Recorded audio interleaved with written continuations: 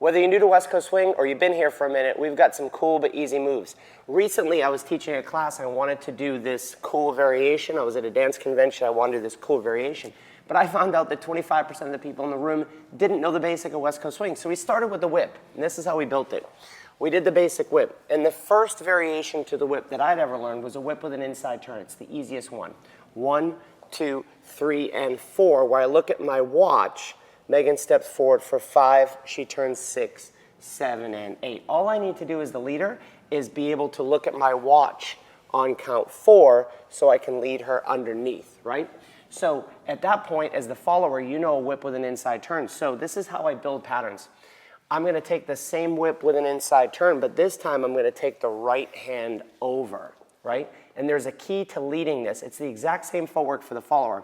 The key is on count 4, 2, 3, and 4. I feel like I stuff this hand inside, meaning I want to make sure that Megan's going that direction, and I take my hand up and over.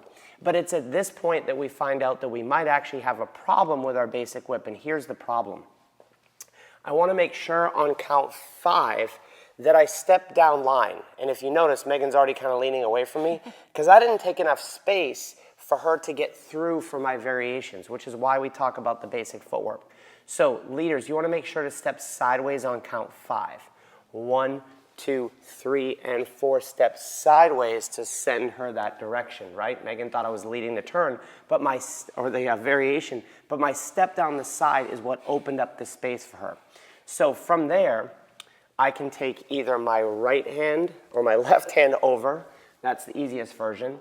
Second one we did in that class was to stuff this hand through and take this hand over. Now there's a trick for that Megan's going to talk about. I don't know if you want to talk about it from this side or that side. Sure. I don't know if that's the best way. 1, 2, 3, and 4. It's not the best way. It's definitely this way. 1, 2, 3, and 4. 1, 2, 3, and 4. As I take this arm up. Followers, in this move where the arm is going up, I tend to make sure I protect my space by doing this like little C grip, but I go down around the arm and lift it as I go, and then our hand is in a very nice position. So from here, again, I can just get out of this with an inside turn. However, if I start to think about, I can lead the reverse whip with my left hand, or the whip with my left hand or the right hand. If I have this, and I can do a turn, I do have this hand, right? If I just kept this hand up and over, I could end up there. So if I wanted to do that, and I have this hand on top, I lead the turn, 1, I prep 2. I take this up and over. As I get to the point where I can start to see her elbow, I drop my elbow in as she folds into the turn. Does that make sense? So if I'm leading this is the traditional hand hold, 1, 2, 3, and 4. I drop my elbow in, we keep connected, anchor step, and then even from here, someone last weekend while we were teaching this move said, you know, I can dance my patterns in closed position as well. And they said, except for the whip. I said, no, you can dance the whip in closed position as well. But the whole reason why we started it was to get to this cool duck, right? 3 and 4, 5, 6, 7, 8. So how do we get there? And I'm going to have Megan talk about the duck as soon as I talk about the hand position.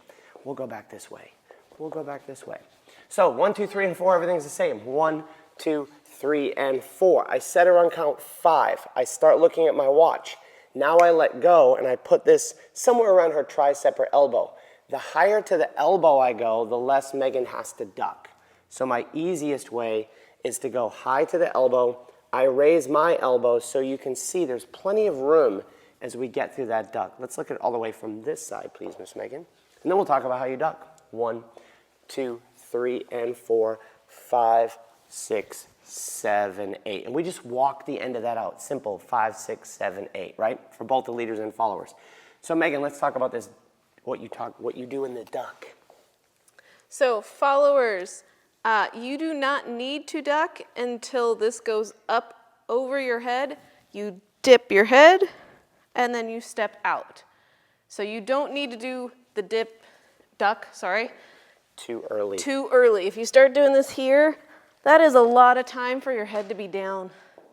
You could get really dizzy. And leaders, I can lead this pretty well with even newer dancers, because we did in this class.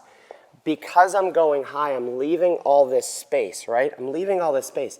if for some reason my partner didn't duck, I can still just about get over her head. Does that make sense? So if we do it one more time, and then we've got one little wrinkle and option for you at the end, we do the duck, and if we get there, we can then do these like little groovy things, right? You always hear me talk about West Coast swing in 2-beat increments.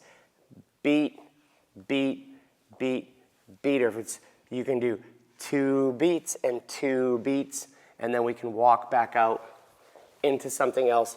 But if you want an unlimited supply of cool moves like that, you want to go to westcoastswingonline.com, enter your email address on the first page, and you'll be part of our Move of the Week Club. We'll give you a bunch of free stuff.